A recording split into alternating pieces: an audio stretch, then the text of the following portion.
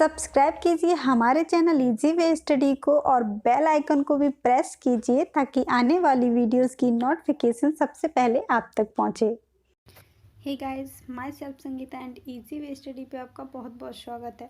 दोस्तों, हिंदी की सीरीज़ में आज हमने टॉपिक रखा है संज्ञा, जिसको बहुत ही सिंपल तरीके से और अच्छे से स्टडी करेंगे। तो चलिए वीडियो स्टार्ट करते हैं। दोस्तों, सिंपल हमने एक डेफिनेशन पढ़ी होती है कि किसी प्राणी, वस्तु, स्थान, भाव, गुण के नाम को संज्ञा कहते हैं। तो दोस्तों, मैं आपको एक ट्रिक बताती हूँ कि हमें संज्ञा को कैसे समझना है। आप ये याद रख लीजिए कि दुनिया में किसी का भी नाम संज्ञा ही है। दोस्तों, वस्तु, स्थान, भाव, गुण, इन सब में सब कुछ आ ही जाता है, तो सिंपल नाम को ही संज्ञा कहते हैं, ये हमें याद रखना है। और इसमें डिफ़िकल्ट वाली कोई चीज़ नहीं है। नाम को ही दूसरी भाषा में संज्ञा कहते हैं, यानी कि वैज्ञानिक लोग इसे संज्ञा कहते हैं। ये अब देखते हैं संज्ञा के प्रकार कितने हैं। तो दोस्तों, संज्ञा को दो आधार पर बांटा गया, एक अर्थ के आधार पर और एक व्युत्पत्ति के आधार पर। अर्थ के आधार पर इसको 5 भागों में बांटा गया और व्युत्पत्ति के आधार पर इसको 3 भागों में बांटा गया। तो सबसे पहले हम अर्थ के आधार पर जो संज्ञा है उसको अच्छे से स्टडी करेंगे। सबसे पहले आता है व्यक्तिवाचक संज्ञा। व्यक्ति मतलब जिसमें व्यक्तियों के नाम हो, जैसे कमला, राम, सीमा, संतोष इत्यादि, यानी कि किसी भी व्यक्ति का नाम हो, प्रॉपर नाम हो, उसे उसके नाम से ही पहचाना जाए, वहाँ व्यक्तिवाचक संज्ञा होती है।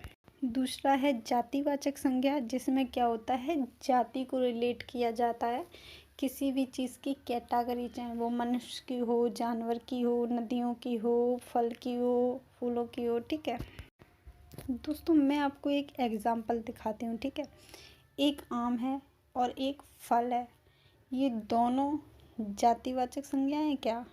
नहीं। जो फल है वो एक कैटेगरी को रिलेट किया कर रहा है, यानी कि फलों में कई सारे फल आते हैं। लेकिन जो आम है, आम की भी वैसे कई वैरायटी होती हैं, आम भी जातिवाचक में आता है क्योंकि आम की कई वैरायटी होती हैं, जैसे चौसा आम, देसी आम। अगर ये नाम ले रहे हैं तो ये व्यक्तिवाचक में जाएगा, लेकिन आम की कई कैटेगरी होती हैं, इसलिए आम भी जातिवाचक में आएगा। दूसरा एग्जाम्पल है जानवर। जानवर एक कैटेगरी को रिलेट करता है, यानी कि जानवर के अंदर कई सारे जानवर आते हैं, जैसे शेर, चीता, भालू। दोस्तों, यहाँ जो शेर है, शेर एक व्यक्तिवाचक संज्ञा है क्योंकि शेर एक प्रॉपर नाम है। ठीक है, और जानवर के अंदर कई सारे जानवर आते हैं, तो ये कैटेगरी हो गया, जाति हो गया, इसी को हम जातिवाचक संज्ञा कहेंगे। आई होप आपको समझ में आ गया होगा मैं क्या कहना चाह रही हूँ। अब देखते हैं द्रव्यवाचक संज्ञा क्या है। दोस्तों, द्रव्यवाचक संज्ञा में कोई भी पदार्थ आएगा, कोई भी मेटल आएगी, धातु आएगी, जैसे सोना, डीजल, पानी, बर्फ, इस तरह के जो भी नाम होंगे वो द्रव्यवाचक संज्ञा में आ जाएंगे। अब देखते हैं समूहवाचक संज्ञा को। तो ये नाम से ही रिलेट हो रहा है, यानी कि समूह किसी एक बंदे से मिलके तो नहीं बनेगा, तो इसमें ज़्यादा लोग होंगे वहीं तो समूह बनता है। जैसे बाजार है, मेला है, सेना है। दोस्तों, बाजार में कोई एक बंदा नहीं होता है, ठीक है, वहाँ पे बहुत सारे लोग होते हैं, बहुत सारे लोगों का समूह होता है।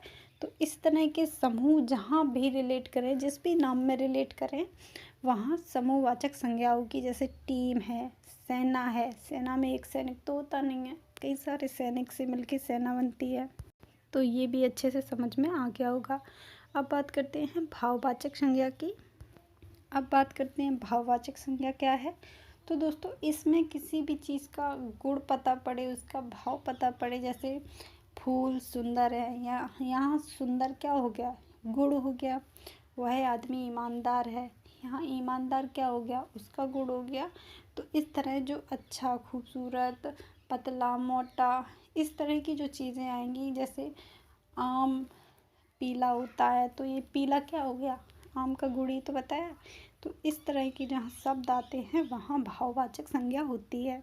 तो दोस्तों अर्थ के आधार पर जितनी भी संज्ञा हैं उनको हमने अच्छे से पढ़ लिया है। अब बात करते हैं उत्पत्ति के आधार पर। तो उत्पत्ति के आधार पर संज्ञा को 3 भागों में बांटा गया है, रूढ़, यौगिक और योग रूढ़।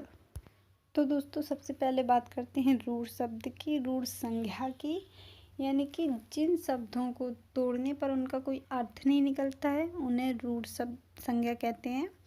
जैसे एग्जाम्पल में ले लो खेत। खेत का जब हम संधि विच्छेद करेंगे खे प्लस ता, तो खे का तो कोई मतलब नहीं, और ता भी अपने आप में एक वर्ड है, तो जिसका तोड़ने पर कोई अर्थ ना निकले। अब बात करते हैं यौगिक संज्ञा की।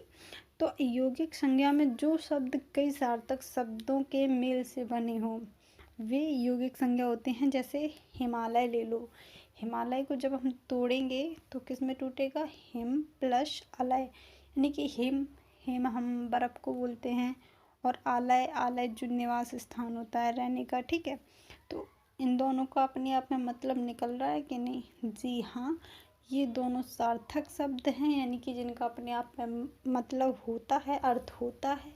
इन्हें जोड़ने पर जो शब्द बनता है उसे यौगिक संज्ञा कहते हैं। अब लास्ट में हम देखते हैं योग रूढ़ संज्ञा को। तो इसमें बहुब्रीहि समास के जितने भी शब्द आते हैं वो सब योग रूढ़ संज्ञा में आते हैं। जैसे जिन शब्दों में एक से अधिक सार्थक शब्द हों और वे मिलकर कोई अलग शब्द प्रकट करें, यानी कि 2 शब्दों का मेल तो हुआ है लेकिन उसका कोई मेन अर्थ है वो तीसरा है। जैसे नीलकंठ, नीला है कंठ जिसका, यानी कि शिव जी।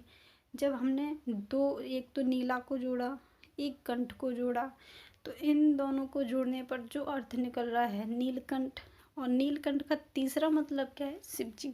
तो इस तरह के शब्द योग रूढ़ संज्ञा में आते हैं। तो दोस्तों आई होप आपको समझ में आया होगा। यदि आपको मेरी वीडियो अच्छी लगती है तो इसे लाइक करें, शेयर करें और हमारे चैनल को सब्सक्राइब करें। Thank you.